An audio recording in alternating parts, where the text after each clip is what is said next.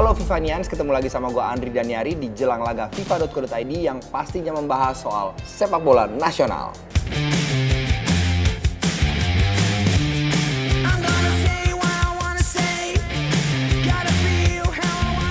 Dalam video kali ini kita akan membahas soal Timnas Indonesia di Piala AFF yang akan menghadapi Thailand pada hari Sabtu 17 November 2018 di Stadion Raja Mangala, Bangkok. Tapi sebelum masuk ke preview dan prediksi, jangan lupa untuk klik tombol subscribe dan klik tombol lonceng untuk menonton video-video terbaru dari kita. Oke guys? Pertama-tama kita akan membahas soal statistik lebih dulu. Thailand jelas lebih diunggulkan pada pertandingan ini. Selain faktor tuan rumah, mereka juga berhasil menang 7-0 atas Timor Leste di pertandingan pertama kemarin. Terus kalau melihat statistik pertemuan antara Thailand dan Indonesia, Thailand juga jauh lebih unggul daripada Indonesia. Kedua negara bertemu sebanyak 11 kali sejak Piala AFF 1996 yang dulu namanya Piala Tiger. Dan Indonesia cuman menang 2 kali aja men. Cuman 2 kali.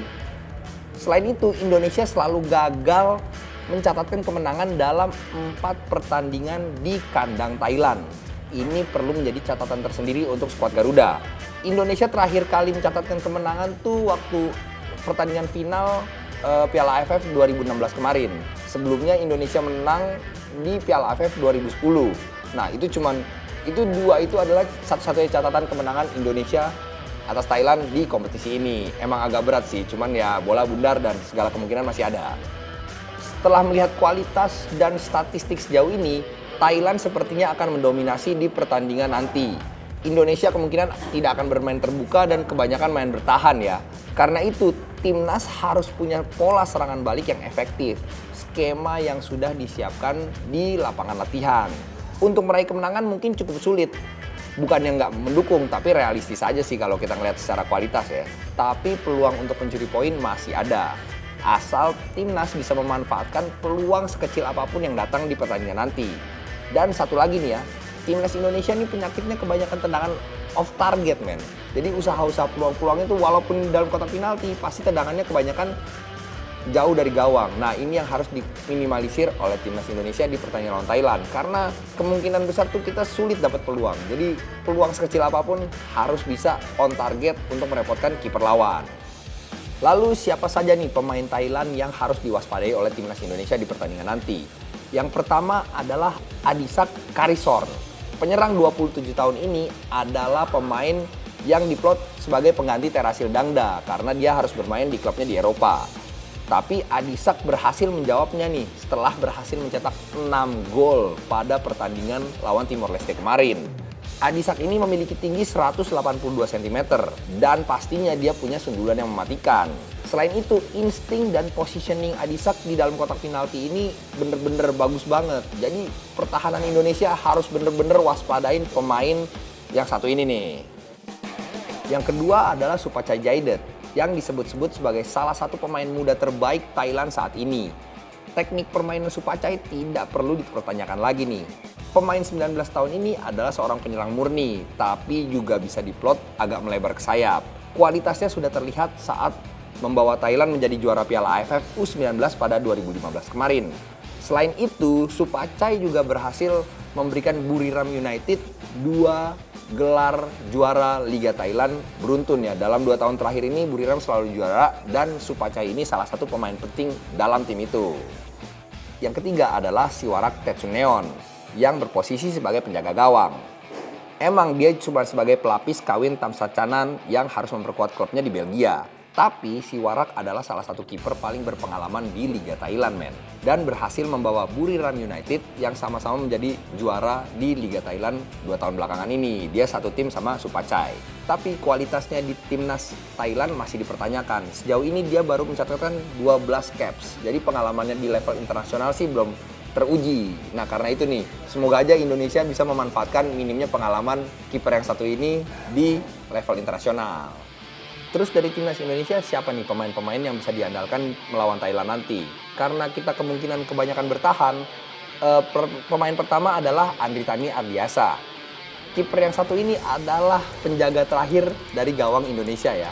Kita harapkan aja Bagol bermain sama baiknya saat menghadapi Singapura, di mana dia mencatatkan 3 penyelamatan penting. Begitu juga waktu lawan Timor Leste.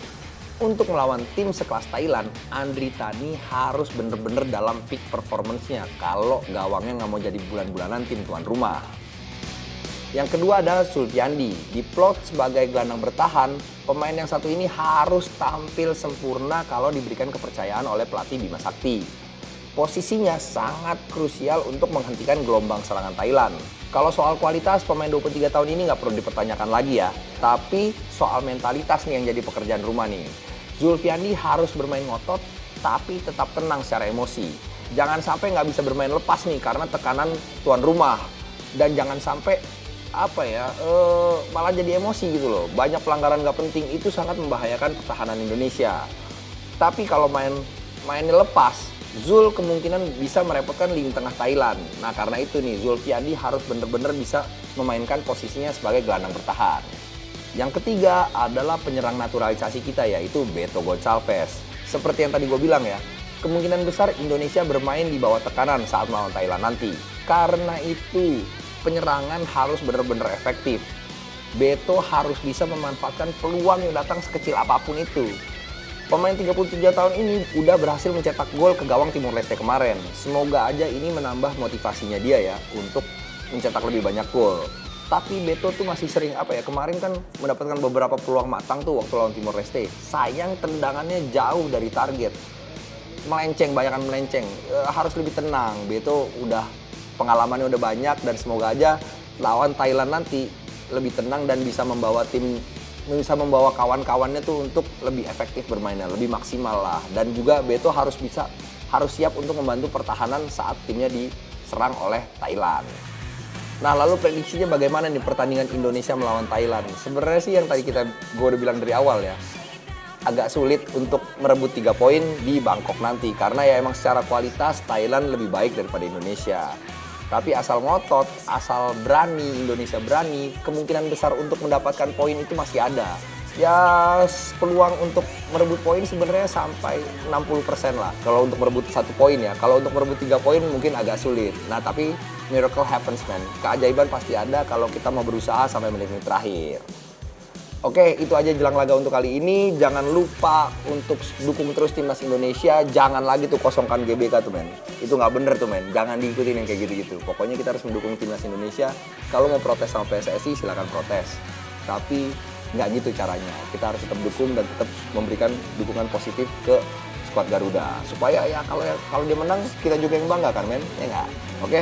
Ya udah, sekian aja jelang laga kali ini. Jangan lupa untuk nonton video FIFA yang lain dan kita ketemu di jelang laga berikutnya pas lawan Filipina. Ciao.